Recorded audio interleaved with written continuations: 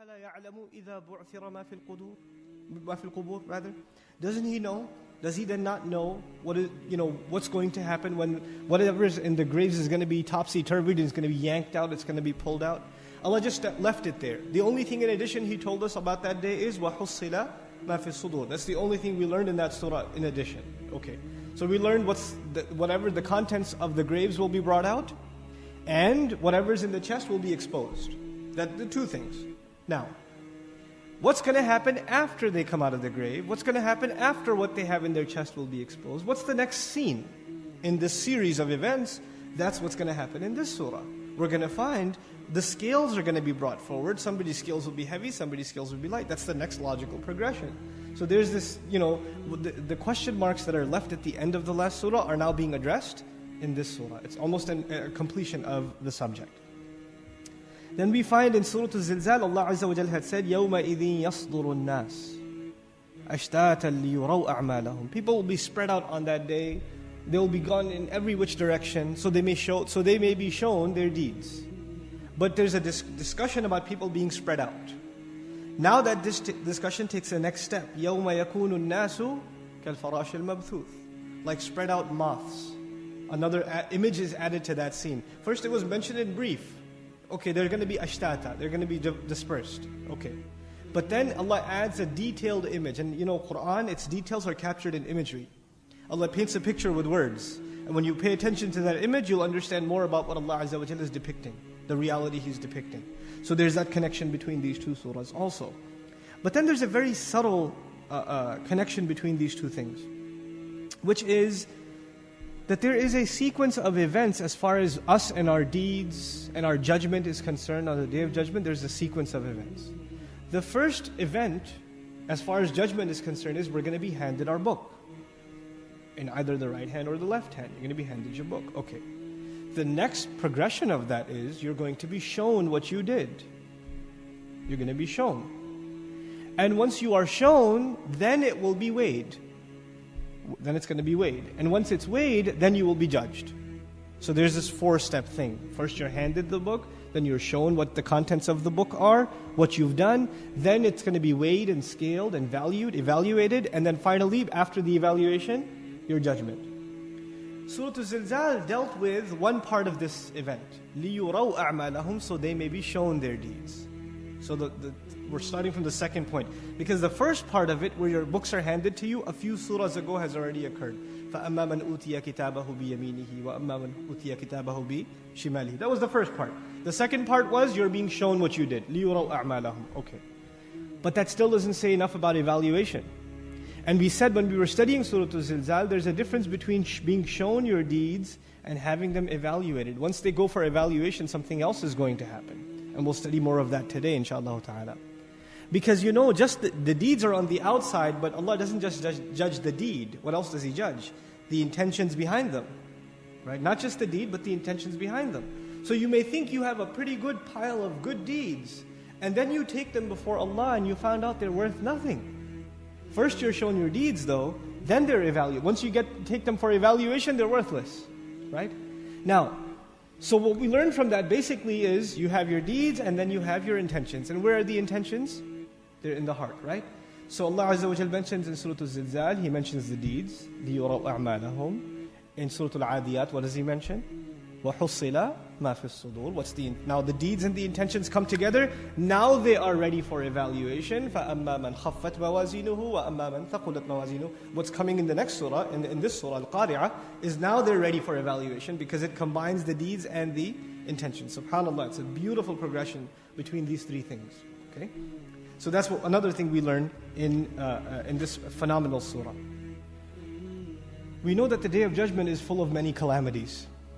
And by use of this word, what we're learning is there are going to be a lot of things striking against each other. Now we just made mention of a car accident or a train wreck or an explosion. One thing strikes against another thing. Imagine everything is striking against everything. The sun is striking against the moon. The oceans are being rattled. The earth is being rattled. The graves are being rattled. The stars are being rattled. Everything is in motion. Everything's colliding into everything else. This is Al-Qari'ah. This can only be described, one of its very peculiar and powerful descriptions is, it's just a day of great clash. and striking against one another. Now, having said that, the Day of Judgment has been described in stages. And in one place in the Quran, Allah Azza wa Jal says, He talks about two times, the trumpet being blown, the horn being blown twice.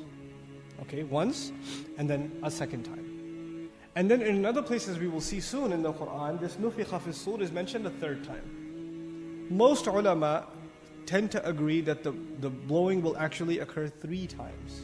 Based on the ayat of the Quran and the sequencing of them, this will occur 3 times. The first is this nafqat faz'a. In other words, when Allah Azza wa Jal commands the horn to be blown, there will be terror widespread on the earth. There will be absolute terror on the earth. And by this time, all the believers' souls are gone. And when it's blown, then, there's all this chaos and calamity, wild animals are being herded together, and all this stuff is happening. Then another time, and when this time it's blown, death. فَصَعِقَ. Everybody just collapses and falls apart. Everything dies immediately. Then we don't know how much time in between the two, but then there's a third, and when this one's blown, what happens? Everybody comes back to life. And most mufassirun comment that this qari'ah, this rattling noise that's being referred to here, which is another terminology for nafqatus sur, this is referring to the third, when we come out of our graves. That final one, that's what's being referred to. Why did they say it's the final one? Because in this surah, we get right to the judgment. And how can you get to the judgment unless it's the third one? Because the first one doesn't lead to judgment.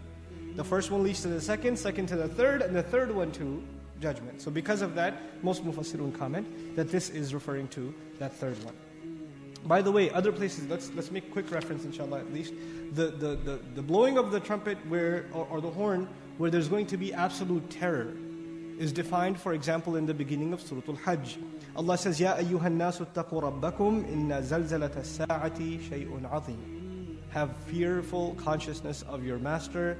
No doubt the earthquake of that day is a huge and enormous thing. يَوْمَ تَرَوْنَهَا تَذْهَلُ كُلُّ مُرْضِعَةٍ عَمَّا أَرْضَعَتْ. The day on which you will see every breastfeeding mother, animal and human being, will drop whatever she used to feed. Allah didn't even say she'll drop her child. He'll say whatever, as though she doesn't even remember what that is.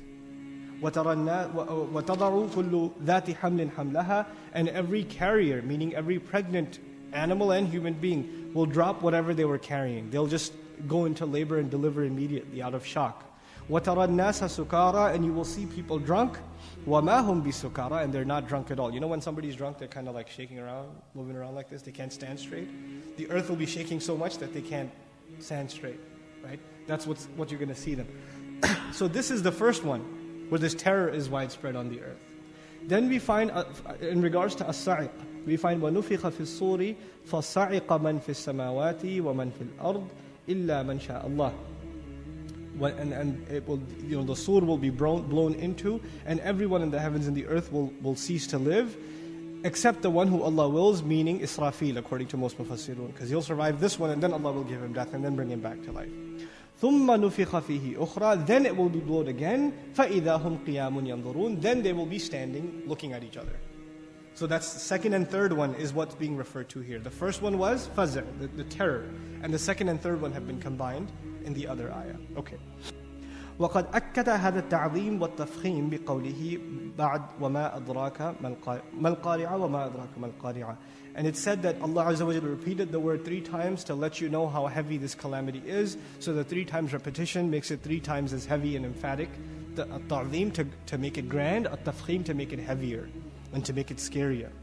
And just like that, and additionally, when people come out of their graves, they will be overwhelmed by terror, just like these bugs. That it's an image of chaos. When you see all that motion happening at the same time, it's an image of chaos and disturbance.